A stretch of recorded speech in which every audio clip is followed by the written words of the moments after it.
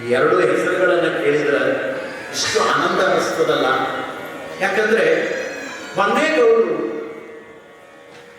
ಧರ್ಮ ಶಾಸ್ತ್ರ ಬಲ್ಲವರಾಗಿತ್ತು, ಆಚಾರ ವಿಚಾರ ಸಂಪನ್ನರಾಗಿತ್ತು.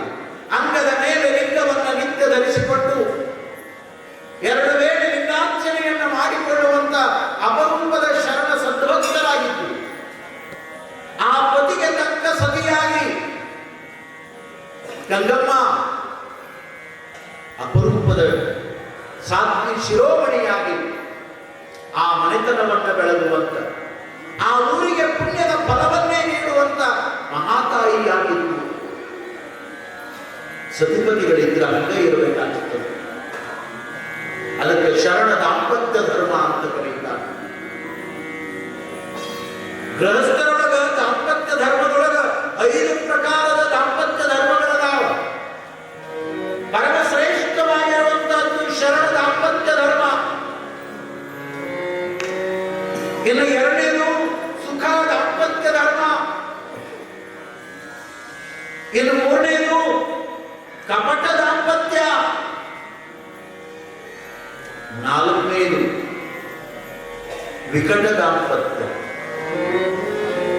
5ನೇದು ಡಾಂಬಿಕ ದಾಂಪತ್ಯ. ನಿಮಗನಿಸ್ಬೋದು ಏನ್ರಿ ಇದು, ಗಂಡ ಹೆಂಡತಿ ಮದುವೆ ಆಗ್ಯಾರಂದ್ರೆ ಅದು ಒಂದೇ ದಾಂಪತ್ಯ, ಆದ್ರೆ ತಾವು 5 ಹೇಳ್ತೀರಲ್ಲ. ಹೌದು, ಮದುವೆ ಆದವರೆಲ್ಲರೂ ಕೂಡ ದಂಪತಿಗಳಲ್ಲ, ದಾಂಪತ್ಯವನ್ನ ಅವರು ಬದುಕ್ತಾರಂತ ಹೇಳಾಕ ಬರುವುದೇ ಇಲ್ಲ. ಶರಣರ ಅರಿವಿನ ದಾಂಪತ್ಯ ಈ ನಾಡಿನೊಳಗ ಇತಿಹಾಸವನ್ನು ಮೆರೆದಿರುವಂತಹ ದಾಂಪತ್ಯ. ನಮ್ಮ ಶರಣರು ಹೇಳ್ತಾರೆ, ಜೇಡನ ದಾಸಿಮಯ್ಯನವರು ಸತಿಪತಿಗಳೊಂದಾದ ಭಕ್ತಿ ಹಿತವಾಗಿಪ್ಪುದು ಶಿವಂಗೆ, ಸತಿಪತಿಗಳೊಂದಾಗದವರ ಭಕ್ತಿ ಅಮೃತದೊಳಗೆ ವಿಷವ ಬೆರೆಸಿದಂತೆ ಕಾಣ ರಾಮನಾಥ. ಹೆಂಗ ಬದುಕಿದ್ರು. ಬಸವಣ್ಣ ಅಂದ ತಕ್ಷಣವೇ ನೀಲಮ್ಮ ಗಂಗಾಂಬಿಕೆ, ಹರಳಯ್ಯ ಅಂದ ತಕ್ಷಣವೇ ಕಲ್ಯಾಣಮ್ಮ, ಆಯ್ದಕ್ಕಿ ಮಾರಯ್ಯ ಅಂದ ತಕ್ಷಣವೇ ಲಕ್ಕಮ್ಮ, ಮಾಚಯ್ಯ ಅಂದ ತಕ್ಷಣವೇ ಮಲ್ಲಿಗಮ್ಮ,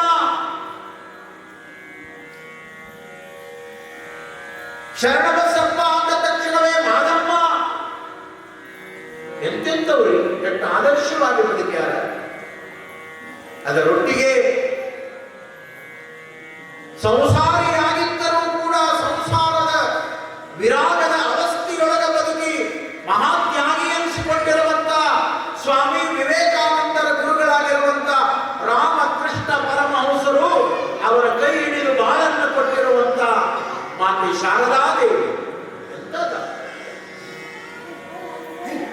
ಅದರೊಟ್ಟಿಗೆ ಬ್ರಿಟಿಷರು 300 ವರ್ಷಗಳ ಕಾಲ ಈ ದೇಶವನ್ನ ಗುಲಾಮಗಿರಿಯಲ್ಲಿ ಇಡುವುದರ ಮೂಲಕ ನಮ್ಮ ಸೊತ್ತನ್ನು ತಾವು ಪಡೆದುಕೊಂಡು ನಮ್ಮನ್ನೆಲ್ಲ ಗುಲಾಮರನ್ನಾಗಿ ಮಾಡಿ ನಮ್ಮ ಮೇಲೆ ದಬ್ಬಾಳಿಕೆಯನ್ನು ಮಾಡಿರುವಂತ ಬ್ರಿಟಿಷರು ಅವರ ವಿರುದ್ಧ ಹೋರಾಟವನ್ನು ಮಾಡಿ ತುಂಡು ದೋತಿಯನ್ನು ಉಟ್ಟುಕೊಂಡು ಮೈ ಮೇಲೆ ಬಟ್ಟೆ ಇಲ್ಲದಂತೆ ಕೈಯಲ್ಲಿ ಒಂದು ಕೋಲನ್ನು ಹಿಡಿದು ಉಪ್ಪಿನ ಸತ್ಯಾಗ್ರಹವನ್ನು ಮಾಡಿ ಹಳ್ಳಿ ಹಳ್ಳಿಗಳ ಯುವಕರನ್ನು ಉರಿದುಂಬಿಸಿ ಯುವ ಜನಾಂಗವನ್ನು ಕಟ್ಟಿಕೊಂಡು 80 ವರ್ಷಗಳ ಹಿಂದೆ ಹೋರಾಟವನ್ನು ಮಾಡಿ ಚಳವಳಿಯನ್ನ ಮಾಡಿ ಇವತ್ತು ನಾವು ನೀವು ಈ ದೇಶದೊಳಗ ಸ್ವಾತಂತ್ರ್ಯದಿಂದ ಬದುಕ್ತಾ ಇದ್ದೇವೆ ಅಂದ್ರೆ ಆ ಸ್ವಾತಂತ್ರ್ಯದ ಮೂಲ ಪುರುಷ ಮಹಾತ್ಮ ಗಾಂಧೀಜಿ. ಅವರ ಎಲ್ಲ ರೀತಿಯ ಚಳುವಳಿಗೆ ಶಕ್ತಿಯಾಗಿ ನಿಂತವಳು ಅವರ ಧರ್ಮಪತ್ನಿಯಾಗಿರುವಂತ ಕಸ್ತೂರಿ ಬಾ. ಇತಿಹಾಸವನ್ನು ಗಮನಿಸಬೇಕು. ನಾವೆಲ್ಲ ಸುಮ್ಮನೆ ಸಂಸಾರ ಮಾಡೋದಲ್ಲ, ಸುಮ್ಮನೆ ಪ್ರಪಂಚ ಮಾಡೋದಲ್ಲ. ಹಂಗ ಮಾಡಿದ್ರೆ ಯಾವ ಪ್ರಾಣಿ ಪಕ್ಷಿಗಳಿಗೂ ನಮಗೂ ವ್ಯತ್ಯಾಸ ಇರೋದಿಲ್ಲ. ಎಂತ ಆದರ್ಶ. ಅದಕ್ಕಾಗಿ ನಾನು ಹೇಳ್ತಾ ಇರೋದು ಶರಣ ದಾಂಪತ್ಯ, ಅರಿವಿನ ದಾಂಪತ್ಯ, ತಿಳುವಳಿಕೆ ಇದು ಶರಣದ ಎಷ್ಟು ಚಂದ ಬದುಕಿದ್ರು ಅವರು. ಜೇಡರ ದಾಸಿಮಯ್ಯ ದುಗ್ಗಳ ತಾಯಿಯ ಬದುಕಿನ ಪ್ರಸಂಗವನ್ನು ನೋಡಿದ್ರೆ ಅವರು ಯಾದಗಿರಿ ಜಿಲ್ಲೆಯ ಸುರ್ಪುರ್ ತಾಲೂಕಿನ ಕೆಂಭಾವಿಯ ಸಮೀಪದಲ್ಲಿರುವಂತ ಮುದನೂರು ಅನ್ನುವಂತ ಊರಿನೊಳಗೆ ಹುಟ್ಟಿದವರು ದಾಸಿಮಯ್ಯನವರು.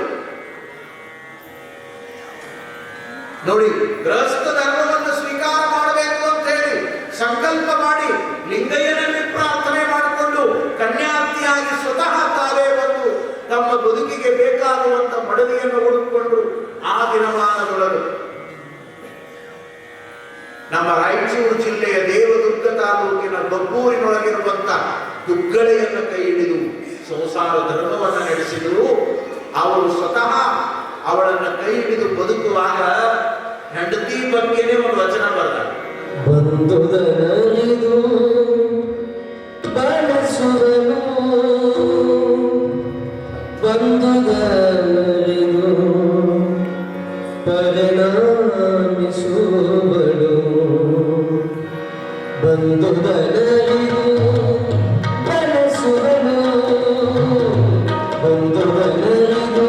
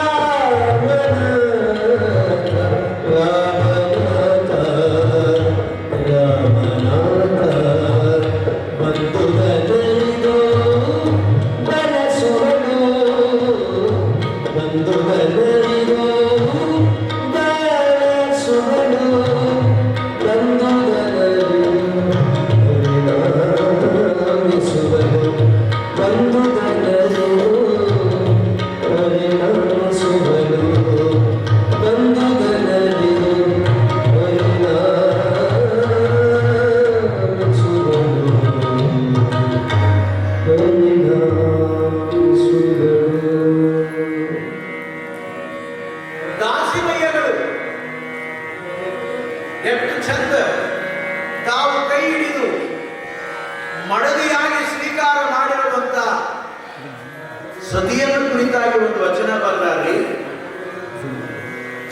ಎಷ್ಟು ಅರ್ಥಪೂರ್ಣ ಈ ವಚನ. ಎರಡು ಜನ ಸಿಗ್ತಾರೆ ಈ ಜಗತ್ತಿನಾಗ. ಹೆಂಡತಿಯನ್ನು ಬೈಯವರ ಬಾಳ ಮಂದಿ ಸಿಗುತ್ತಾರೆ.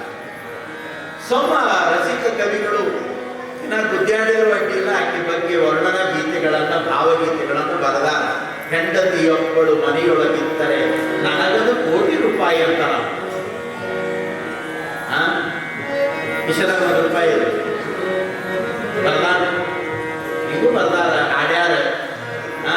ಮೈಸೂರು ಅನಂತ ಸ್ವಾಮಿ ಅವರು ಅದನ್ನ ಯಾವ ಕಾಲದೊಳಗೂ ರೆಕಾರ್ಡ್ ಮಾಡಿ ಕ್ಯಾಸೆಟ್ ಮಾಡಿ ಸಿಡಿ ಮಾಡಿ ಬಿಟ್ಟಾರ. ಯೂಟ್ಯೂಬ್ನ್ಯಾಗ ನೀವು ಕೇಳ್ತೀರಿ. ಒಂದಿನ ಅವ್ರು ಹಿಂಗರ ಹಾಡ್ಯಾರ, ನಾವು ಹಂಗೆ ತಿಳ್ಕೊಂಡು ಬದುಕೋಣ ಅಂತ 8 ಜನ ಯುವಕರು ಈ ನಾಡಿನೊಳಗೆ ವಿಚಾರ ಮಾಡೋದಾರೆ. ಹೇಳು, ಹೆಂಡತಿ ನನ್ನ ಜೀವ, ಹೆಂಡತಿ ಅನ್ನೋರು ಬಹಳ ಮಂದಿ. ಆದ್ರೆ ಜೇಡರ ದಾಸಿಮಯ್ಯಗಳ ವಚನ ಬರೀತಾರೆ. ಎಷ್ಟು ಚಂದ ಬರ್ದಾರ, ಎಷ್ಟು ಅನುಭವ ಅದ. ಸತಿಪತಿಗಳು ಹೆಂಗಿರಬೇಕು, ಸಂಸಾರ ಹೆಂಗಿರಬೇಕು, ಮನೆತನ ಹೆಂಗಿರಬೇಕು, ಪ್ರಪಂಚಕ್ಕೆ ಯಾವುದು ಮುಖ್ಯ ಅನ್ನುವುದನ್ನು ಬರ್ದಾರ ನೋಡ್ರಿ. ಇದ್ದುದ ನರಿತು ಬಳಸುವಳು, ಎಷ್ಟು ಚಲೋ ಶಬ್ದ ಇದು. ಇದ್ದುದನ್ನು ಅರಿತು ಬಳಸುವಳು. ಏನು ಅದ ಇದ್ದದ್ದನ್ನ ಬಳಸಿಕೊಂಡು ಮನೆತನ ನಡೆಸ್ತಾಳ, ಸಂಸಾರ ಮಾಡ್ತಾಳೆ. ಹಿಂಗ ಮಾಡಿದ್ರೆ ಬಹಳ ಚಂದ ಇರ್ತದೆ. ಬಂದಾಕಿನ ಸ್ವಲ್ಪ ದಿನ ತಣ್ಣಗಿದ್ದು ಇಂದಾಗಡೆಗೆ ಅದು ಇಲ್ಲ ಇದು ಇಲ್ಲ ಅನ್ಕೋತ ದಿನ ಮಾತು ಮಾತು ಮಾತು ಹೆಚ್ಚಾಗಿ ಅದಕ್ಕೆ ಇದು ಅಂತದ, ಇದಕ್ಕೆ ಅದು ಅಂತದ, ಹಂಗೂ ಹಿಂಗೂ ಅಂದು ಅದು ತೆಲಿ ಕೆಟ್ಟು ಸಿರುಗುಪ್ಪದ ಕಡೆ ಹೋಗ್ತದ. ಇದು ಅನ್ಕೋತಿಲ್ಲ. ಅದು ಸುಮ್ಮ ಕಲ್ಪನೆ ಕೊಡ್ತೀನಿ ನಿಮಗೆ. ಹೆಂಗದ ಜಗತ್ತ ಎಷ್ಟು ಚಂದ ಬರ್ದಾರ. ಇದ್ದುದ ನಾರಿತು ಬಳಸುವಳು, ಬಂದುದ ಪರಿಣಾಮಿಸುವಳು. ಏನು ಬದುಕಿನೊಳಗೆ ಬರ್ತದ, ಸುಖವೇ ಬರಲಿ ದುಃಖವೇ ಬರಲಿ, ಪಾಲಿಗೆ ಬಂದದ್ದು ಪಂಚಾಮೃತ ಅಂತ ತಿಳ್ಕೊಂಡು ಯಾವ ನಾರಿ ತನ್ನ ಮನೆಯನ್ನ ಬೆಳಗಿಸುವ ಸಲುವಾಗಿ ಪ್ರಯತ್ನವನ್ನ ಪಡ್ತಾಳ, ಅವಳ ಸಂಸಾರ ನಿಜವಾಗಲೂ ಆದರ್ಶದ ಸಂಸಾರ ಆಗುತ್ತದೆ. ತಾಳಿದವರೇ ಈ ಜಗತ್ತಿನ ಇತಿಹಾಸದೊಳಗೆ ಬಾಳ್ಯಾರ. ಹೇಮರೆಡ್ಡಿ ಮಲ್ಲಮ್ಮಗೆ ಬಂದಷ್ಟು ಕಷ್ಟ ಬಹುಶಃ ನಾಡಿನ ಯಾವ ನಾರಿಯರಿಗೂ ಬಂದಿಲ್ಲ. ಆದ್ರೆ ಹೆಂಗೆ ಬದುಕಿದ್ಲು, ಹೆಂಗೆ ತಾಳ್ಕೊಂಡ್ಲು. ಶರಣರ ಬದುಕಿನ ಸತ್ಯಗಳಿವು. ಇಂಥ ಮಾತುಗಳು ಇವತ್ತಿನ ಕಾಲದೊಳಗೆ ಹೆಚ್ಚಾಗಬೇಕಾಗ್ಯದ, ಹೇಳಬೇಕಾಗ್ಯದ. ನೋಡಿ, ಬಂಧುದ ಪರಿಣಾಮಿಸುವಳು. 3ನೇ ಮಾತು ಚಂದದ. ಬಂಧು ಬಳಗವ ಮರೆಸಿಹಳು. ಗಂಡನಾದವನಿಗೆ ಮಡದಿ ಚಂದಾದ ಪ್ರೀತಿಯನ್ನು ತೋರಿ ಆನಂದವನ್ನು ನೀಡುತ್ತಾ ಇದ್ರ ಬಹುಶಃ ಬಂಧು ಬಳಗ ದೂರ ಆದರೂ ಕೂಡ ಅವನಿಗೆ ದುಃಖ ಅನಿಸೋದಿಲ್ಲ. ಎಲ್ಲರೂ ಇಲ್ಲೇ ಅದಾರೇನು ಅನ್ನುವಂಥ ಆನಂದದೊಳಗ ನೆಮ್ಮದಿಯ ಜೀವನವನ್ನ ಕಳೀತಾನ. ಈ 3 ಮಾತು ಹೇಳಿ ಎಷ್ಟು ಅಭಿಮಾನದಿಂದ ಹೇಳಿಕೊಂಡಾರ. ಇಂತಕ್ಕಿನ ಕರ್ಕೊಂಡು ಬಂದು ಕೈ ಹಿಡಿದು ಬಾಳು ಕೊಟ್ಟೆ, ಇವಳೇ ನನ್ನ ಮಡದಿ ಅಂತ ಹೆಸರು ಹೇಳ್ಯಾನ ವಚನದೊಳಗ. ಬಹಳ ಜನ ಜಗತ್ತಿನಾಗ ನೋಡಿ, ಏನು ಅಪ್ಪ ಕಟ್ಟಿದ್ರು ಕಟ್ಕೊಂಡ್ ಬಂದೀನಿ, ಇದ ಮಂದಿ ಬಾಳ ಕಟ್ಕೊಂಡೇನು ಸುಖ ಹಿಂಗ ಅನ್ನೋರದಾರ. ಯಪ್ಪ ಇದು ಕೋಡಿ ನನಗ ಗಂಟು ಬಿತ್ತ ಏನ್ರಿ ಅಪ್ಪ, ಇವದವಲ್ಲ ಜಗತ್ತಿನಾಗ. ಅವ್ರೆಷ್ಟು ಚಂದ ಹೇಳ್ತಾರೀ. ದುಃಖಳೆ ಕೈ ಹಿಡಿದು ಬದುಕಿದೆನು ಕಾಣ ರಾಮನಾಥ. ದೇವರಿಗೆ ಹೇಳ್ತಾನ, ಎಂತ ವರ ಪ್ರಸಾದದ ಮಡದಿಯನ್ನು ನನಗೆ ಕೊಟ್ಟಿಯಪ್ಪ. ನನ್ನ ಸಂಸಾರ ಸತಿಪತಿಗಳೊಂದಾದ ಭಕ್ತಿಯ ಆನಂದದ ಸಾಗರ ಅನ್ನುವಂತ ಮಾತನ್ನ ದಾಸಿಮಯ್ಯಗಳು ವಚನದೊಳಗೆ ಹೇಳ್ತಿದ್ದಾರೆ. ಇದಕ್ಕ ಶರಣ ದಾಂಪತ್ಯ ಧರ್ಮ ಅಂತ ಹೇಳ್ತೀನಿ ನಾನು. ಇದೇ ದಾಂಪತ್ಯ ಧರ್ಮವನ್ನ ವೀರಾಪುರದೊಳಗಿರುವಂತ ಕೃಷಿ ಮನೆತನದ ಹೊನ್ನಪ್ಪಗೌಡರು ಧರ್ಮ ಪತ್ನಿಯಾಗಿರುವಂತ ಗಂಗಮ್ಮ ಬದುಕ್ತಾ ಇತ್ತು. ಅರಿವಿನ ಎಚ್ಚರಿಕೆಯ ಸಂಸಾರ ಆಗಿತ್ತು ಅವರಿಗೆ. ಎಷ್ಟು ವಿಶೇಷ ಅಂದ್ರೆ ನಮ್ಮ ಹೊನ್ನಪ್ಪಗೌಡರು ಶ್ರಾವಣ ಮಾಸ ಬಂದ್ರ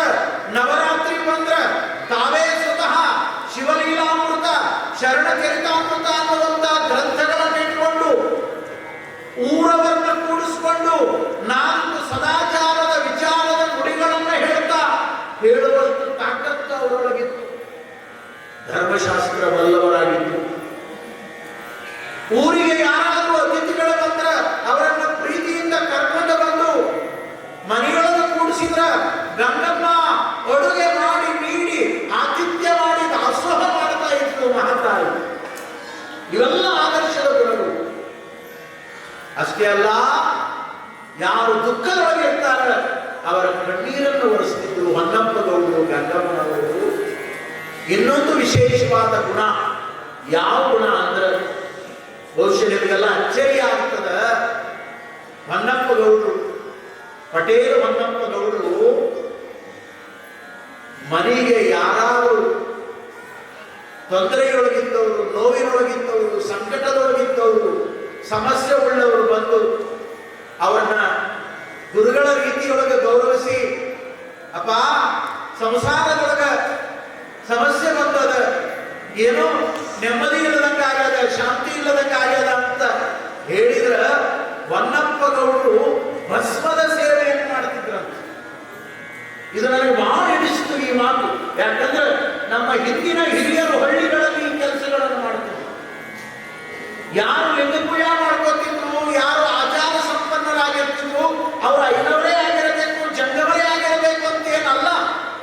ಸಾಮಾನ್ಯ ಸದ್ಭಕ್ತರು ಕೂಡ ಗುರುವಿನಿಂದ ದೀಕ್ಷೆ ಪಡೆದು ಜಪ ತಪ ಮಾಡುವಂತ ಭಕ್ತಾದಿಗಳು ಕೂಡ ಸಮಸ್ಯೆಯೊಳಗಿದ್ದವರು ಬಂದ್ರೆ ಅವರಿಗೆ ವಿಭೂತಿಯನ್ನು ಅಭಿಮಂತ್ರಿಸಿ ಓಂ ನಮ ಶಿವಾಯ ಅನ್ನುವಂತ ಪ್ರಣವ ಪಂಚಾಕ್ಷರಿ ಮಹಾಮಂತ್ರವನ್ನು ನುಡಿದು ಆ ವಿಭೂತಿಯನ್ನು ಕೊಟ್ಟು ಹೇಳ್ತಿದ್ರು, ಇದನ್ನು 3 ವೇಳೆ ತಪ್ಪದೇ ನೀವು ಧರಿಸ್ಕೊತ ಹೋಗ್ರಿ, ನಿಮಗೂ ಸುಖ ಆಗ್ತದ, ನಿಮ್ಮ ಮನೆತನಕ್ಕೂ ಸುಖ ಆಗ್ತದ ಅಂತ ಹೇಳುವಂತ ಹಿರಿಯರು ಈ ನಾಡಿನೊಳಗಿದ್ರು. ಆ ಪರಂಪರೆಯನ್ನು ಒಪ್ಪಿ ಬದುಕುವಂತ ಜನವು ನಮ್ಮೊಳಗಿದ್ರು. ಇವತ್ತು ಅದೆಲ್ಲದೂ ದಾರಿ ಬಿಟ್ಟದ. ಸ್ವತಃ ಈ ವಿಭೂತಿನೇ ಹಚ್ಚಲ್ಲ ಅಂದ್ರೆ ಇನ್ನು ಮಂದಿಗೆ ವಿಭೂತಿ ಕೊಡೋಲ್ಲ. ಕೂಡಲ ಸಂಗಣ ಶರಣರ ದೊಸಲಿಗೆ ಶ್ರೀ ವಿಭೂತಿಯೇ ಸಂಗಾರ ಅನ್ನುವುದನ್ನು ಬಸವಣ್ಣನವರು ಹೇಳ್ತಾರೆ. ಯಾರ ಹಣೆಯಲ್ಲಿ ವಿಭೂತಿ ಇರ್ತದೋ, ಯಾರ ಕೊರಳಲ್ಲಿ ರುದ್ರಾಕ್ಷಿ ಇರ್ತದೋ, ಯಾರ ಅಂಗದ ಮೇಲೆ ಲಿಂಗ ಇರ್ತದೋ ಅವರನ್ನ ಸಾಕ್ಷಾತ್ ಕೂಡಲ ಸಂಗಮ ದೇವ ಎಂಬೆ ಅಂತಾನೆ ಬಸವಣ್ಣ. ಎಂತ ಫಿಲಾಸಫಿ, ಎಂತ ಧರ್ಮ, ಎಂತ ತತ್ವ, ಎಂತ ವಿಚಾರ! ಇದರೊಳಗೆ ಆರೋಗ್ಯದ ಭಾಗ್ಯ ಅದ, ಮನಸ್ಸಿನ ಶಾಂತಿ ಅದ, ಸಂಸಾರದ ಸದ್ಗತಿ ಅದ. ಇದರೊಳಗೆ ಮನೆತನದೊಳಗಿರುವಂತ ದುಃಖ ದುಮ್ಮಾನಗಳು ದೂರಾಗಿ ಹೋಗ್ತಾವ. ಬದುಕಿನ ಭವ ದುಃಖವ ಕಳೆಯುವುದು ವಿಭೂತಿ. ಬದುಕಿನ ಭವ ದುಃಖವ ಕಳೆಯುವುದು ವಿಭೂತಿ. ನಾವು ಒಳಬಳ್ಳಾರಿಯೊಳಗೆ ಹೋದ ವರ್ಷ ಪಟ್ಟಾಧಿಕಾರದ ಪ್ರಸಂಗದೊಳಗೆ ಹಾನಗಲ್ಲ ಗುರುಕುಮಾರ ಮಹಾಶಿವಯೋಗಿಗಳ ಪುರಾಣ ಪ್ರವಚನ ಹೇಳುವಂತ ಪ್ರಸಂಗ ನಮ್ಮ ಖರ್ಚಿನೂರಿನ ಬಳಗ ಎಲ್ಲ ಅಲ್ಲಿಗೆ ಬಂದಿದ್ರು. ನಮ್ಮ ಬಸರಗೌಡರು, ನಮ್ಮ ಎಮ್ಮಾರಗೌಡರು, ಉಳಿದವರೆಲ್ಲರೂ ಕೂಡ ನಮ್ಮ ರೂಮಿಗೆ ಬಂದು ನಮ್ಮನ್ನು ಭೇಟಿಯಾದರು. ಆ ಪ್ರಸಂಗದೊಳಗೆ ನಮ್ಮ ಬಸರಗೌಡರು, ನಾನು ವಿಭೂತಿ ಧರಿಸ್ಕೊಳ್ತಾ ಇದ್ದೆ, ಅದನ್ನು ನೋಡಿ ಬುದ್ಧಿ ಇದೇನು ವಿಶೇಷ ಅಂದ್ರು. ಇದು ಕ್ರಿಯಾ ಭಸ್ಮ ನನ್ನ ಪೂಜ್ಯ ಗುರುಗಳಾಗಲು ಅಂತ ಇಳಕಲ್ಲ ಅಪ್ಪ ಅವರು ಕೊಟ್ಟಾರಂದ್ರೆ ನಮ್ಮ ಬಸರಗೌಡ ನಮ್ಮ ಮುಂದೆ ಬಾಗಿ, ಯಪ್ಪ ನಮಗೂ ಒಂದಿಟ್ಟು ಹಚ್ಚೆ ಬಿಡ್ರಿ, ನಮ್ದು ಅಷ್ಟು ದೂರ ಆಗಲಿ. ಅವತ್ತು ಅವರ ಹಣೆಗೆ ವಿಭೂತಿಯನ್ನು ಧರಿಸಿದ ನೆನಪು ಇವತ್ತು ನನಗದ. ಅಂದ್ರೆ ಪ್ರಸಂಗಗಳು ಎಷ್ಟು ಸೂಕ್ಷ್ಮ ನಡೆದು ಹೋಗ್ತಾವ ಜೀವನದವರು. ಕಾರಣ ಏನು ಅಂದ್ರೆ ಬಲ್ಲವರು ಹೇಳ್ಯಾರ, ವಿಭೂತಿ ನಮ್ಮ ಭವದುಃಖವನ್ನು ದೂರ ಮಾಡುತ್ತದೆ. ಹಾಗಾಗಿ ಹೊನ್ನೇಗೌಡರು ಸಂಕಟದಿಂದ ನೋವಿನಿಂದ ಬಂದವರಿಗೆ ಭಸ್ಮ ಅಭಿಮಂತ್ರಿಸಿ ಕೊಡ್ತಿದ್ರಂತ. ಮನೆಯೊಳಗೆ ಮಕ್ಕಳು ಕಿರಿಕಿರಿ ಮಾಡ್ತಿದ್ರು, ವಿಭೂತಿ ಕೊಡ್ತಿದ್ರಂತ. ಯಾರ್ಯಾರು ಆರೋಗ್ಯದ ವ್ಯತ್ಯಾಸ ಆಯ್ತು ಅಂದ್ರೆ ವಿಭೂತಿ ಕೊಡ್ತಿದ್ರಂತ. ಯಾಕಂದ್ರೆ ವಿಭೂತಿಯನ್ನ ನಾವು ಲಿಂಗಾಯತ ಧರ್ಮದೊಳಗೆ ನಿತ್ಯ ತ್ರಿಕಾಲದಲ್ಲಿ ಪೂಜಾ ಮಾಡಿಕೊಂಡು, ಯಾಕೆ ಹಣೆಯಿಂದ ಹಿಡ್ಕೊಂಡು ಮಸ್ತಕದಿಂದ ಹಿಡ್ಕೊಂಡು ಪಾದದವರೆಗೆ ಎಲ್ಲ ಅಂಗಾಂಗಗಳಿಗೆ ಯಾಕೆ ಧಾರಣೆ ಮಾಡಿಕೊಳ್ತೀವಿ ಅಂದ್ರ ವಿಭೂತಿಯೊಳಗ ಈ ದೇಹವನ್ನ ಸಮ ಶೀತ ಉಷ್ಣದಲ್ಲಿ ಕಾಪಾಡುವಂತ ಶಕ್ತಿ ಅದ. ಅದಕ್ಕಾಗಿ ಶ್ರೀ ವಿಭೂತಿಯನ್ನ ಅಂಗಾಂಗಗಳಿಗೆ ಧಾರಣೆ ಮಾಡಿಕೊಂಡು ನಾವು ಲಿಂಗ ಪೂಜೆ ಮಾಡುವುದು. ಅದನ್ನು ಮಂದಿಗೆ ತೋರ್ಸಕ್ಕಲ್ಲ. ಈ ಬಾಡಿಯೊಳಗೆ ಏನಾದರೂ ವ್ಯತ್ಯಾಸ ಆಗಿತ್ತು ಅಂದ್ರೆ ಅದನ್ನ ಸಮಗೊಳಿಸಿ ಇದಕ್ಕೆ ನಿಜವಾದ ಆರೋಗ್ಯದ ಅನುಗ್ರಹವನ್ನು ಮಾಡುತ್ತದೆ ವಿಭೂತಿ. ಇದು ವೈಜ್ಞಾನಿಕ ಸತ್ಯ. ಅದು ಎಷ್ಟು ಜನ ನಂಬಿ ಬದುಕ್ತೀವಿ ಅಷ್ಟು ಆನಂದ ಸಿಗ್ತದ್ರಿ. ನೋಡಿ, ನಾವು ನಿತ್ಯ ಲಿಂಗಾರ್ಚನೆ ಮಾಡಿಕೊಳ್ಳುವಾಗ ಶ್ರೀ ವಿಭೂತಿಯನ್ನು ಧಾರಣೆ ಮಾಡಿಕೊಂಡು ಆ ಭಾವನೆಯೊಳಗೆ ಅದೀವಿ ಅಂತ ತಿಳ್ಕೊಂಡು ಇವತ್ತು ನಮಗೆ ಆರೋಗ್ಯದೊಳಗೆ ವ್ಯತ್ಯಾಸ ಆಗೋದೇ ಇಲ್ಲ. ಅದು ಗುರುವಿನ ಕೃಪೆ, ಅದು ಲಿಂಗದ ಶಕ್ತಿ. 61ರ ಈ ತುಂಬ ವಯಸ್ಸಿನೊಳಗೂ ಕೂಡ ನಾನು ಆರೋಗ್ಯಪೂರ್ಣವಾಗಿ ನಾಡಿನ ತುಂಬ ಓಡಾಡುತ್ತ ಸೇವೆ ಮಾಡ್ತೀನಿ ಅಂದ್ರೆ ಅದು ಗುರು ಅನುಗ್ರಹ ಮಾಡಿರುವಂತ ಲಿಂಗ ಪೂಜಾ ಶಕ್ತಿ, ಶ್ರೀ ವಿಭೂತಿಯ ಮಹಿಮೆ ನಮ್ಮನ್ನು ಕಾಪಾಡುತ್ತದೆ, ನಮ್ಮನ್ನು ಕಾಪಾಡುತ್ತದೆ. ಸಿದ್ಧಗಂಗೆಯ ಪೂಜ್ಯರ ಚರಿತ್ರೆಯನ್ನು ನಾವು ಕೇಳ್ತಾ ಇದ್ದೇವೆ, ಮುಂದೆ ಬರುತ್ತದೆ ಅವರ ಚರಿತ್ರೆಯೊಳಗೆ. ಪರಮ ಪೂಜ್ಯರು ನಸುಕಿನೊಳಗ ಬ್ರಾಹ್ಮಿ ಮುಹೂರ್ತದೊಳಗ ಬಸವಣ್ಣನವರು ಹೇಳಿದಂತೆ ಸುಪ್ರಭಾತ ಸಮಯದಲ್ಲಿ ಎಷ್ಟು ಚಂದ ಹೇಳಿದ್ರು ಅವರು. ಅತ್ತಿಯಲ್ಲಿ ಲಿಂಗವ ನೆನೆದರೆ ತಪ್ಪುವವು ಅಪಮೃತ್ಯು ಕಾಲ ಧರ್ಮಕ್ಕಳಯ್ಯ, ದೇವ ಪೂಜೆಯ ಮಾಟ ದುರಿತ ಬಂಧನ ನೋಟ, ಶಂಭು ನಿಮ್ಮಯ ನೋಟ, ಎರೆ ಹಿಕ್ಕದ ಕಟ್ಬೇಟ, ಸದಾ ಸನ್ನಿಹಿತನಾಗಿ ಶರಣೆಂಬುವುದು ನಂಬುವುದು ಜಂಗಮಾರ್ಚನೆಯ ಮಾಟ, ಕೂಡಲ ಸಂಗಮ ದೇವರ ಕೂಟ ಅಂತ ಹೇಳ್ಯಾರ. ಇದನ್ನ ಸಿದ್ಧಗಂಗಾ ಶ್ರೀಗಳು 111 ವರುಷದ ತುಂಬು ಜೀವನದೊಳಗೂ ಕೂಡ ಅದನ್ನು ಬಿಡಲಿಲ್ಲಲ್ಲಿ.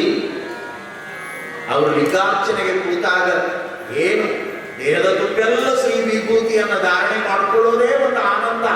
ನೋಡಿ, ಇಲ್ಲಿ ಯಾಕೆ ಇಲ್ಲಿ ಪ್ಲಸ್ ಮಾಡ್ತಾ ಇದ್ದೀನಿ ಅಂದ್ರ, ಹೊನ್ನಪ್ಪ ಗೌಡರು ಭಸ್ಮ ಕೊಡುವ ಸೇವೆಯನ್ನ ಅವರು ಮಾಡಿದ್ರು ಅಂತ ತಿಳ್ಕೊಂಡು ಆ ಭಸ್ಮ ಕೊಟ್ಟ ಪುಣ್ಯದ ಫಲವೇ ಶಿವಕುಮಾರ ಸ್ವಾಮಿಗಳಾಗಿ ಅವತಾರವನ್ನ ತಾಳಿರುವಂತ ಸಂಬಂಧ ಇದೆ. ಇದನ್ನೆಲ್ಲಿ ಚರಿತ್ರೆ ಬರಲಿಲ್ಲ, ಇದು ನಾನು ಅನುಭವಿಸಿ ಆನಂದಪಟ್ಟು ಈ ಸತ್ಯದ ಮಾತುಗಳನ್ನು ಬಿಚ್ಚಿಡ್ತಾ ಇದ್ದೇನೆ. ಈ ರೀತಿ ಸಂಬಂಧ ಇರ್ತದ, ತಾತ್ವಿಕ ಸಂಬಂಧ ಅಂತ ಕರೀತಾರೆ. ನೋಡಿ, ಅವರಿಂದ ಯಾರು ವಿಭೂತಿ ತಗೊಂಡು ಹೋಗಿದ್ರು, ಮಕ್ಕಳು ಮನೆಯೊಳಗೆ ಅಳತಿದ್ರ, ಕಿರಿಕಿರಿ ಮಾಡ್ತಿದ್ರ, ಶಿವನೇ ಬಸವ ಓಂ ನಮ ಶಿವಾಯ ಅಂತ ತಿಳ್ಕೊಂಡು ನಾಮಸ್ಮರಣೆ ಮಾಡಿ ಶ್ರೀ ವಿಭೂತಿಯನ್ನು ಧಾರಣೆ ಮಾಡಿ ಹಿಂಗ 3 ಸಲ ಶರೀರದ ಮೇಲೆ ಕೈ ಆಡಿಸಿದ್ರೆ ಸಾಕು, ಆ ಮಕ್ಕಳ ಆರೋಗ್ಯ ಸುಧಾರಿಸುತ್ತಿತ್ತು, ಆರೋಗ್ಯದ ಭಾಗ್ಯ ಸಿಗ್ತಿತ್ತು. ಕೇವಲ ಭಸ್ಮವನ್ನು ಕೊಟ್ಟು ಎಂತೆಂಥ ಮಹಾರೋಗಗಳನ್ನು ಈ ನಾಡಿನೊಳಗೆ ನಮ್ಮ ಸತ್ಪುರುಷರು ಮಹಾತ್ಮರು ಕಳೆದಾರ, ಶರಣರ ಸಂತರ ಶಿವಯೋಗಿಗಳ ಚರಿತ್ರೆಯೊಳಗೆ ನಾವು ಕೇಳ್ತೀವಿ. ಆದರೂ ಅದರ ಬಗ್ಗೆ ನಮಗೆ ನಂಬಿಕೆ ಇಲ್ಲ, ಶ್ರದ್ಧೆ ಇಲ್ಲ. ಕೇಳ್ತೀವಿ, ಗೋಣ ಅಡ್ಯಾಡಿಸ್ತೀವಿ. ಎಷ್ಟರ ಮಟ್ಟಿಗೆ ನಾವು ಆಗೀವಿ ಅಂದ್ರೆ ಇವತ್ತು ಲಿಂಗಾಯತರ ಮನೆಯೊಳಗೆ ಹುಟ್ಟಿರುವಂತಹ ಮಕ್ಕಳು ಹಣಿತುಂಬ ವಿಭೂತಿ ಧರಿಸಿಕೊಂಡು ಹೋಗಾಕ ನಾಚಿಕೆ ಪಡ್ತಾವ. ದುರ್ದೈವ. ಎಲ್ಲಿ ಸಂಸ್ಕಾರ ಅದ ಅಲ್ಲಿ ಉಳಿದದ. ಖರ್ಚಿನವರಾಗ ಸಂಸ್ಕಾರ ಅದ. ಎಲ್ಲರ ಹಣಿ ಮೇಲೆ ಮುಂಜಾನೆ ನಾನು ವಾಕಿಂಗ್ ಮಾಡೋ ಮುಂದೆ ಎಲ್ಲರೂ ಬರ್ತೀರಿ, ಎಲ್ಲರೂ ವಿಭೂತಿ ಹಚ್ಕೊಂಡು ಬಂದು ನೀವು ದರ್ಶನ ಕೊಡ್ತೀರಿ ಅಂತ ಆ ವಿಭೂತಿಯೊಳಗ ಮಹಾಂತೇಶನಿಗೆ ದರ್ಶನ ಕೊಟ್ಟಂಗೆ ಆಗ್ತದೆ. ಇದು ತತ್ವ ಅದ ರೀ. ಪುರಾಣ ಪ್ರವಚನಗಳು ಯಾಕೆ ಬೇಕು ಅಂದ್ರೆ ದಾರಿ ತಪ್ಪಿದವರಿಗೆ ಅರಿವನ್ನು ಮೂಡಿಸಿ ಧರ್ಮ ಮಾರ್ಗದೊಳಗ ಕರ್ಕೊಂಡು ಬರುವ ಸಲುವಾಗಿ ಬೇಕು. ಹಾನಗಲ್ಲ ಗುರುಕುಮಾರ ಮಹಾಶಿವಯೋಗಿಗಳು ಶಿವಯೋಗ ಮಂದಿರವನ್ನು ಸ್ಥಾಪನೆ ಮಾಡಿ ಪ್ರಪ್ರಥಮವಾಗಿ ಮಾಡಿರುವ ಕಾರ್ಯ ಏನು ಅಂದ್ರೆ ವಿಭೂತಿ ನಿರ್ಮಾಣ ಕೇಂದ್ರವನ್ನು ತೆಗೆದು ಈ ನಾಡಿನ ಸದ್ಭಕ್ತರು ವಿಭೂತಿಯನ್ನು ಶುದ್ಧವಾಗಿ ಬಳಸಿಕೊಂಡು ಶುದ್ಧಾತ್ಮರಾಗಬೇಕು ಅನ್ನುವ ಸಲುವಾಗಿ ಈ ಪರಂಪರೆಯನ್ನು ಈ ನಾಡಿನೊಳಗೆ ಮಾಡಿ ಹೋಗ್ಯಾರ. ಹಾಗೆ ವೀರಾಪುರದ ಹೊನ್ನೇಗೌಡರು ಬಂದವರಿಗೆಲ್ಲ ಶ್ರೀ ವಿಭೂತಿಯನ್ನು ಕೊಡುತ್ತಿದ್ದರು ಅಂತ ಇತ್ತ ವಿಚಾರ ಮಾಡುವಂತ ಮುಂದಿನ ಮಾತು. ಹೊನ್ನೇಗೌಡರು ಗಂಗಮ್ಮ ತಾಯಿಯವರು ಮಕ್ಕಳಿಲ್ಲದೆ ಚಿಂತೆ ಮಾಡೋರಾಗಿರಲಿಲ್ಲ. ಅವ್ರ ಮನೆ ತುಂಬ ಎಷ್ಟು ಮಕ್ಕಳಿತ್ತು ಅಂದ್ರೆ ಗಂಗಮ್ಮ ತಾಯಿ 12 ಮಕ್ಕಳಿಗೆ ಜನ್ಮ ಕೊಟ್ಟಿದ್ಲು. ಎಷ್ಟ್ರಿ? 1 ಡಜನ್. 12 ಮಕ್ಕಳಿಗೆ ಜನ್ಮ ಕೊಟ್ಟಿದ್ಲು ಮಹಾತಾಯಿ. ಒಂದಲ್ಲ ಎರಡಲ್ಲ 12. ಈಗಿನ ಮಂದಿಗೆ 12 ಅಂತ ಯಾಕಂದ್ರೆ ಮಕ್ಕಳ ಸಲುವಾಗಿ ಪ್ಲಾನ್ ಮಾಡೋ ಜನ ಹುಟ್ಟ್ಯಾರೆ. ಯಾಕ್ರಿ ಇನ್ನೂ ಆಗಿಲ್ಲ ಏನಂದ್ರೆ ಇಲ್ರಿ ನಾವು ಪ್ಲಾನ್ ಮಾಡಿದ್ವಿ ಕೂಡ ಎಂತೆಂಥವ್ರು ಹುಟ್ಟಿದಪ್ಪ ಯಪ್ಪ. ಹುಟ್ಟು ಮಕ್ಕಳನ್ನು ಸಹಿತ ಬರಬೇಡ ಜಗತ್ತಿಗೆ ಅಂತ ಪ್ಲಾನ್ ಮಾಡೋ ಮಂದಿ ಹುಟ್ಟ್ಯಾರಂದ್ರೆ ನಿಮ್ಗೆ ಎಂತು ಅಂತದ ಈ ಮಾನವ ಸಮಾಜ? ನೀವ ವಿಚಾರ ಮಾಡಿ. ಹಳೆಯವರು ಹಡ್ಕೋತ ಹೊಂಟಾರ, ಅವ್ರ ಸಂಖ್ಯೆ ಬೆಳ್ಕೋತ ಹೊಂಟಾರ. ನಾವು ಭಾರತೀಯರು ಈ ರೀತಿ ಮಾಡ್ಕೋತ ನಾವು ಹೊಂಟೀವಿ, ಹೌದಲ್ರಿ? 12 ಮಕ್ಕಳ ಮಹಾತಾಯಿ. ಬಹಳ ವಿಶೇಷ ಅಂದ್ರೆ 5 ಜನ ಹೆಣ್ಣು ಮಕ್ಕಳು, 7 ಜನ ಗಂಡು ಮಕ್ಕಳಿಗೆ ಜನ್ಮವನ್ನು ನೀಡಿದ್ರು ಗಂಗಮ್ಮ ತಾಯಿ. ನಮ್ಮ ಹಿರಿಯರು ಒಂದು ಮಾತು ಹೇಳ್ಯಾರಲ್ಲ, ಮಕ್ಕಳಿರಲ್ಲವ್ವ ಮನೆ ತುಂಬ. ಹಿಂದಿನವರು ಮಾತು, ಈಗಿನವ್ರಿಗೆ ಇದು ಅನ್ವಯ ಆಗಲ್ಲ. ಮಕ್ಕಳೇ ಬೇಡವ್ವ ನಮ್ಮ ಮನೆಯೊಳಗೆ. ಇದು ಈಗಿನ ಕಂಪನಿ. ಹಾಡೋದ್ರಾಗಿ ಸೌಂದರ್ಯ ಕಡಿಮೆ ಆಗ್ತದೆ ಇಂಥವು ಹುಟ್ಟ್ಯಾರ. ಹುಟ್ಟಿದ್ರೆ ಸಾಕೋದಾಗುತ್ತಂತ ಇನ್ನೂ ವಿಚಾರ ಮಾಡ್ತಾನೆ. ಇಬ್ರು ಪ್ಲಾನ್ ಮಾಡ್ಕೋತ ಹೊಂಟಾರ. ಏನ್ ಪ್ಲಾನ್? ಮನೆ ಅಡ್ಡ ಕಡ್ಡ ಉತ್ತರ ಇದ ಪ್ಲಾನ್. 12 ಜನ ರೀ, 5 ಜನ ಹೆಣ್ಮಕ್ಳು, 7 ಜನ ಗಂಡ್ಮಕ್ಳು. ಎಂತ ತುಂಬಿದ ಕುಟುಂಬ ಹೊನ್ನೇಗೌಡರ ಗಂಗಮ್ಮ ತಾಯಿಯ ಕುಟುಂಬ. ಅವರ ಮನೆತನವನ್ನು ನೋಡಿ ಜನಗಳ ಆನಂದ ಪಡ್ತಿದ್ರಂತ. ನಮ್ಮವ್ವ ತಾಯಿ 12 ಮಕ್ಕಳನ್ನ ಎಷ್ಟು ಪ್ರೀತಿಯಿಂದ ಬೆಳೆಸ್ತಾಳ, ಎಷ್ಟು ಕರುಣೆಯಿಂದ ನೋಡ್ಕೊಳ್ತಾಳ. ಒಂದು ಮಗುವಿಗೂ ಹೆಚ್ಚು ಕಡಿಮೆ ಆಗಲಾರ್ದಂಗ ಅಕ್ಕರೆಯ ಪ್ರೀತಿಯನ್ನು ತೋರಿ ಇವರು ಬದುಕ್ತಾರಂದ್ರೆ ನಮ್ಮೂರಿನ ಪುಣ್ಯ ಅಂತ ವೀರಾಪುರದ ಜನಗಳೇ ಆನಂದ ಪಡ್ತಿದ್ರು. ಹೌದಲ್ಲ? ಎಷ್ಟು ಖುಷಿ ಅನ್ನಿಸ್ತದ. 12 ಆ ತಾಯಿಗೆ ಮಕ್ಕಳ ಕೊರತೆ ಇಲ್ಲದಂತೆ ಬದುಕನ್ನು ಕಳೀತಾ ಇತ್ತು. ಶಿವಕುಮಾರ ಮಹಾಸ್ವಾಮೀಜಿಯವರ ಚರಿತ್ರೆ ಯಾಕೆ ದಿವ್ಯ ಚರಿತಾಮೃತ ಅಂದ್ರೆ ಅವರ ಬದುಕಿನೊಳಗೆ ನಡೆದ ಪ್ರಸಂಗಗಳೆಲ್ಲ ಬಹಳ ವಿಶಿಷ್ಟವಾಗಿರುವಂತಹ ಪ್ರಸಂಗಗಳದಾವ. ಬಹಳ ವೈಶಿಷ್ಟ್ಯ ನೋಡಿ.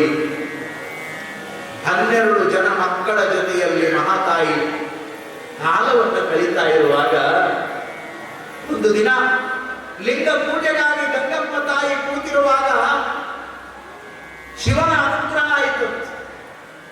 ಶಿವ ಅರ್ಪಣೆ ಮಾಡಿದ, ಅವ್ವ ಈ 12 ಜನ ಮಕ್ಕಳು ಲೌಕಿಕ ಪ್ರಪಂಚಕ್ಕೆ ಆದರ್ಶಪ್ರಾಯರಾಗಿ ಬದುಕನ್ನು ಕಳೆದ್ರ ಪಾರಮಾರ್ಥಿಕ ಪ್ರಪಂಚಕ್ಕೆ ಈ ನಾಡಿಗೆ ಬೆಳಕನ್ನ ಚೆಲ್ಲುವಂತ ಶಿವನೇ ನಿನ್ನ ಗರ್ಭದೊಳಗೆ ಹುಟ್ಟಿ ಬರುತ್ತಾನೆ. ಅವನೇ ಮುಂದೆ ಶಿವಕುಮಾರನಾಗಿ ನಾಡನ್ನೇ ಬೆಳಗ್ತಾನ ಅಂತ ಪುಣ್ಯ ಗರ್ಭವನ್ನು ಪಡೆಯುವಂತ ಮಹಾತಾಯಿ ನೀನು ಅಂತ ತಿಳ್ಕೊಂಡು ಶಿವ ಅನುಗ್ರಹವನ್ನು ಮಾಡಿದನು.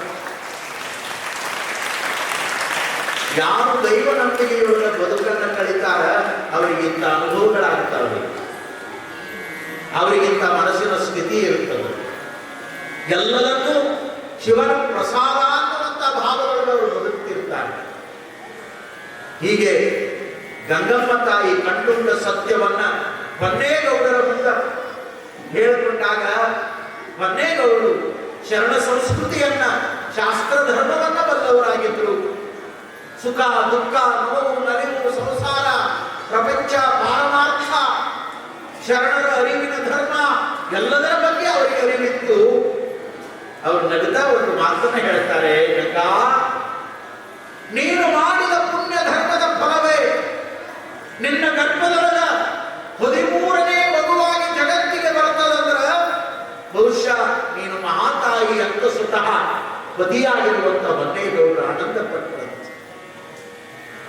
12 ಆದ ಮೇಲೆ 13ನೆಯ ಸಂತಾನವೇ ನಮ್ಮ ಚರಿತ್ರೆಯ ನಾಯಕರಾಗಿರುವಂತ ಮಹಾಶಿವರು. ಸ್ವಲ್ಪ ಕಲ್ಪನೆ ಮಾಡ್ಕೊಳ್ರಿ ಅವ್ವ, ಈಗಿನ ಕಾಲದಾಗ 12 ಆದ್ರೆ ಹೆಂಗೆ ಮಾಡೋದು? ಸ್ವಲ್ಪ ಕಲ್ಪನೆ ಮಾಡಿ. ಸರ್ಕಾರದ ಏನೇನೋ ಬೇಕು ಅಂದ್ರೆ BP ಅಲ್ಲ, ಆಧಾರ ಇದ್ರಾಗೆಲ್ಲ 2 ತೋರಿಸ್ಬೋದು. 12 ಆಡಿದ್ರು ಕೂಡ 10 ತೋರಿಸೋದೆಲ್ಲ 2 ತೋರಿಸೋದು. ಹೀಗಾಗಿ ಬಹಳ ವಿಶೇಷ. ನಾನು ನೋಡಿದ ಪ್ರಸಂಗ ಹೇಳ್ತೀನಿ ನಿಮಗೆ. ನಾನು ಮರಿದೇವರಾಗಿರುವ ಕಾಲದೊಳಗೆ ಬಸ್ಸಿಗೆ ಪ್ರಯಾಣ ಮಾಡ್ತಾ ಇದ್ದೆ. ಆವಾಗ ಬಸ್ ಎಲ್ಲ ಹೆಣ್ಮಕ್ಳಿಂದ ಸುಳ್ಳಾಗಿರ್ತಿರ್ಲಿಲ್ಲ, ಹೀಗಾಗಿ ಅವಾಗ ಗಂಡ್ಮಕ್ಳು ಅಡ್ಡಾಡ್ತಿದ್ರು ಬಹಳ. ನಾನು ಬಸ್ಸಿನೊಳಗೆ ಒಂದು ಕಡೆ ಸೀಟ್ನೊಳಗೆ ಕೂತಿದ್ದೆ. ನೋಡಿ, ಅಂತ ತಾಯಿನೊಳಗೆ ಒಂದು ತಾಯಿ ತುಂಬು ಗರ್ಭಿಣಿ, ಹೊಟ್ಟೆ ಇಟ್ಟು ದೊಡ್ಡದದು, ಹೊಟ್ಟೆ ಇಟ್ಟುಕೊಂಡು ನಿಧಾನಕ್ಕೆ ಏರಿದ್ದು. ಒಬ್ಬಕ್ಕೆ ಏರಿಲಿಲ್ಲ ನಮ್ಮವ್ವ, ಜೊತೆಗೆ 4 ಅದಾವ, ಈ ಕಡೆ ಒಂದು 2, ಈ ಕಡೆ ಒಂದು 2, 4 ಕರ್ಕೊಂಡು ಹೊಟ್ಟೆ ಮುಂದೆ ಇಟ್ಟುಕೊಂಡು ಏರಿದ್ದು. ಕೂಡಾಕ ಸೀಟ ಇಲ್ಲ. ಬಸ್ನ್ಯಾಗ ಕುಂತವರೆಲ್ಲ ಏನು ಧರ್ಮಾತ್ಮರು ಕುಂತಿರ್ತಾರೆ, 2 ಸೀಟ್ ಕೊಡೋರು ಯಾರು ಇಂಥವ್ರು ಬಂದ್ರೆ ಇದು ನೋಡ್ಲಾಕ ಕುಂಡ್ರು ಮಂದಿ ಭಾಳ ಪೇಪರ್ ಮುಚ್ಕೊಳ್ಳೋರಲ್ಲ. ಮತ್ತು ನಮಗಂತೂ ಅನಿವಾರ್ಯ, ದೈವೇ ಧರ್ಮದ ಮೂಲ ಹೇಳ್ಕೊತ ಹೊಂಟವರು. ನೋಡಿದೆ ಪಾಪ ಆ ತಾಯಿ ಹೊಟ್ಟಿ ಹೊತ್ಕೊಂಡಾಳ, 2 ಕರ್ಕೊಂಡು ಬಂದಾಳ. ಈ ಕಡೆ 2, ಈ ಕಡೆ 2, ಇದೆಲ್ಲ ಓಡಾಡ್ತಾ ನೋಡ್ರಿ. ಇವು ಚಿಣ್ಣೆ ಮಿಣ್ಣೆ ಇದು ಅವು. ಏನು ಹೇಳ್ತೀನಿ, ಬಂಧುಗಳೇನೆ ಯಾವ ಬಾರ ತಾಯಿ ಕುಂಡ್ರು ಅಂತ ನಾವು ಎದ್ದು ನಿಂತು ಆಕೆ ಸೀಟ್ ಕೊಟ್ವಿ. ಯಪ್ಪ ಪುಣ್ಯ ಬರಲಿ ಅಂದು ಯವ ನನಗೆ ಬಹಳ ಬಂದದಂತೆ. ಕುಂಡ್ರಿಸಿದೆ, ಮಕ್ಕಳು ಕರ್ಕೊಂಡು ಕುಂತಾಗ ನಾವೊಂದು ಮಾತು ಹೇಳಿದೆ ಆ ತಾಯಿಗೆ, ಯವ ಬರೋದು ಬಂದಿದ್ದಿ, ಇವು 4 ಮನೆಯಾಗ ಬಿಟ್ಟು ಅಥವಾ 1-2 ಮನೆಯಾಗ ಬಿಟ್ಟು ಬರಬೇಕಿಲ್ಲ ಅಂದ್ರೆ ಆಕೆ ನನಗೆ ಹೇಳಿದ್ವಿ, ಅಪ್ಪ ಮನೆಯಾಗ 4 ಬಿಟ್ಟ ಬಂದೀನಿ. ಮನೆಯೂ 4, ಇಲ್ಲಿಯೂ 4, ಗಟ್ಟ್ಯಾಗ ಹಿಂಗೂ ಅದ. ಈ ತಾಯಿಗೆ ಗಂಗಮ್ಮ ತಾಯಿಗೆ 12 ಮಕ್ಕಳು, 13ನೆಯ ಭಾಗ್ಯ ಸಂತಾನಕ್ಕಾಗಿ ಶಿವನ ಅನುಗ್ರಹ ಆಗ್ಯದ. ನೋಡಿ, ಸತಿಪತಿಗಳು ಸುಯೋಗದ ಸಂಬಂಧದ ಯೋಗದೊಳಗ ಅವರು ಸಂಸಾರದ ಜೀವನ ಮಾಡುವಾಗ ಮುಂದೆ ಗಂಗಮ್ಮ ತಾಯಿಗೆ 13ನೆಯ ಗರ್ಭ ನಿಲ್ಲುತ್ತದೆ. ಪ್ರಕೃತಿಯ ನೇಮದಂತೆ ಮಾಸಗಳು ಕಳೀತಾವೆ, ತಿಂಗಳುಗಳು ಕಳೀತಾವೆ. 7 ತಿಂಗಳು ಕಳೆದು 8ನೇ ತಿಂಗಳದ ಗರ್ಭ ನಿಂತಿರುವಾಗ ಲಿಂಗಾಯತ ಧರ್ಮದ ಪ್ರಕಾರ ಹೊನ್ನೇಗೌಡರು ಊರಿನ ಜಂಗಮರನ್ನ ಕರೆದುಕೊಂಡು ಬಂದು ಆ 8 ತಿಂಗಳ ಗರ್ಭಕ್ಕೆ ಲಿಂಗಧಾರಣೆಯನ್ನು ಮಾಡಿಸುತ್ತಾರೆ. ಇದು ಈ ಧರ್ಮದ ಸಂಸ್ಕಾರ. ಕಾರಣ, ಬರುವ ಮಗು ನಿಜ ಲಿಂಗಾಯತನಾಗಿ ಜಗತ್ತಿಗೆ ಬರಬೇಕು, ಲಿಂಗ ಸಹಿತನಾಗಿ ಬರಬೇಕು. ಕೇವಲ ಅಂಗ ಬಂದರೆ ಸಾಲದು. ನೋಡಿ, ಲಿಂಗ ಸಂಸ್ಕಾರದ ಸಂಬಂಧ ಮಾಡಿಸಿದ್ರು. 8 ತಿಂಗಳು ಕಳೆಯಿತು. ಆ ತಾಯಿಗೇನು 12 ಮಕ್ಕಳ ಹಣದಾಳ. ಇನ್ನು 13ನೆಯ ಮಗು 9ರೊಳಗೆ ಬಿತ್ತು. 1, 2, 3, 4 ದಿನಗಳು ಕಳೀತಾ ಪಕ್ಷ ಕಳೀತದ, ಮಾಸ ಕಳೀತದ. ನವಮಾಸ ಕಳೆದು 9 ದಿನಗಳು ಬಂದಾಗ ಮಹಾತಾಯಿ ಅಪರೂಪವಾಗಿರುವಂತ ಈ ಜಗತ್ತನ್ನ ಬೆಳಗುವಂತ ಮಹಾಜ್ಯೋತಿಗೆ ವೀರಾಪುರದೊಳಗ ಜನ್ಮವನ್ನು ನೀಡ್ತಾಳ.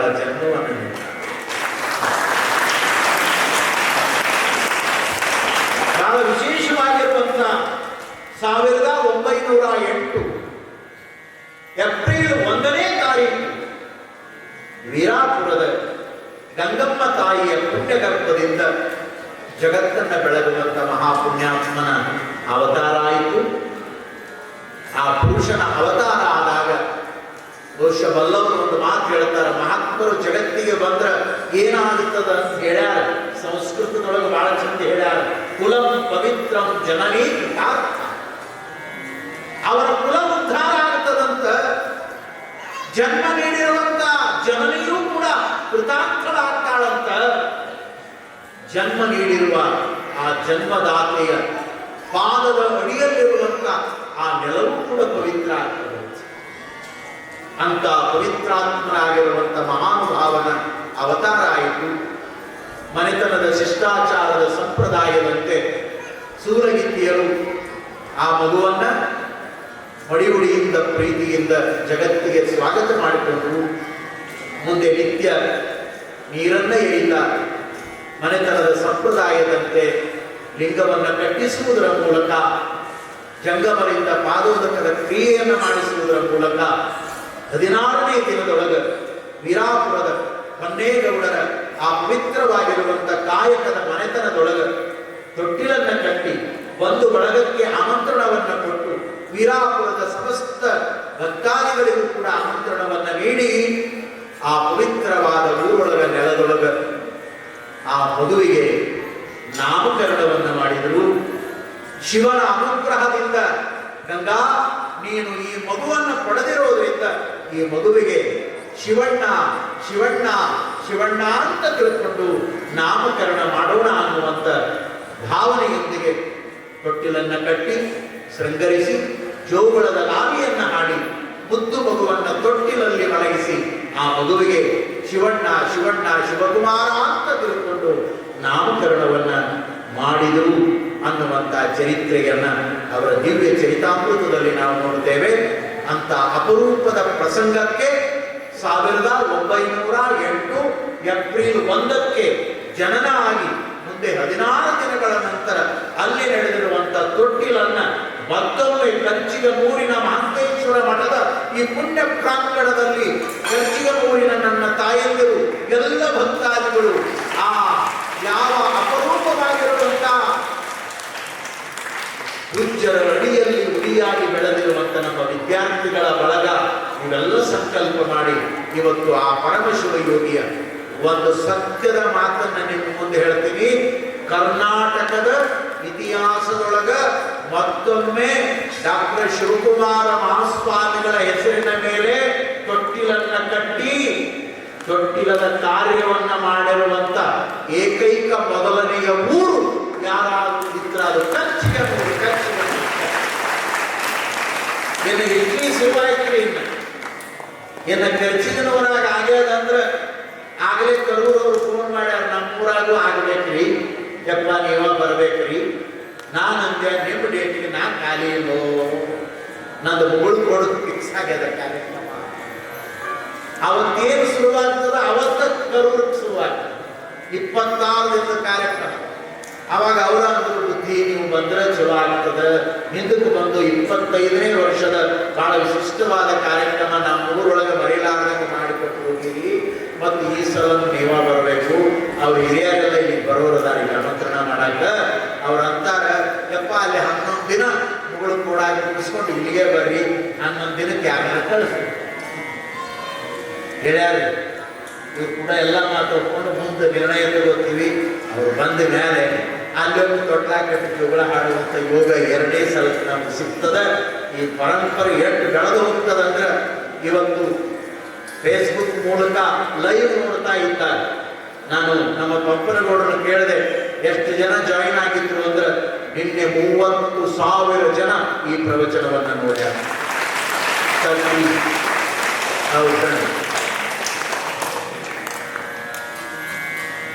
ವಿಶಿಷ್ಟ ಇದು ಇವತ್ತಿನ ಆಧುನಿಕ ಜಗತ್ತು ಅಂದ್ರೆ ಎಲ್ಲ ಜಗತ್ತಿಗೆ ಕಲಬುರಗಿಯೊಳಗೆ ಕಳೆದ ಆಷಾಢದೊಳಗೆ 1 ತಿಂಗಳು ಬಸವ ಸಮಿತಿಯ ಅನುಭವ ಮಂಟಪದೊಳಗೆ ವಿಶ್ವಕ್ಕೆ ಶರಣರ ಸಂದೇಶ ಅಂತ 1 ತಿಂಗಳ ಪ್ರವಚನ ಮಾಡಿದ್ವಿ.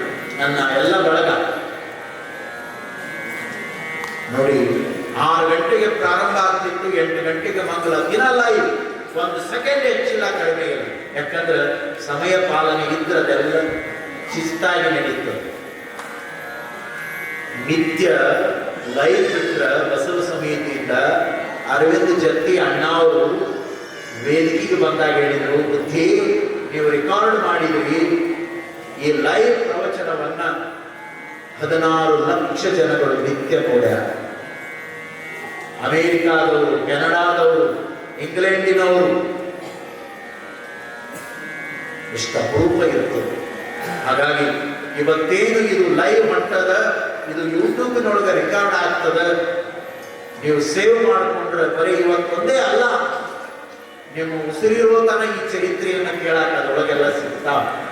ಅಂತ ಅಪರೂಪದ ಕಾರ್ಯ ಇವತ್ತು ನಡೆದದ. ಇವತ್ತು ಸಿದ್ಧಗಂಗೆಯ ಪರಮಪೂಜ್ಯ ಸಿದ್ಧಲಿಂಗ ಮಹಾಸ್ವಾಮೀಜಿಯವರು ಲೈವಿನ ಮೂಲಕ ಸಿದ್ಧಗಂಗೆಯಲ್ಲಿ ಕೂತ್ಕೊಂಡು ನಿತ್ಯ ಪ್ರವಚನವನ್ನು ವೀಕ್ಷಣೆ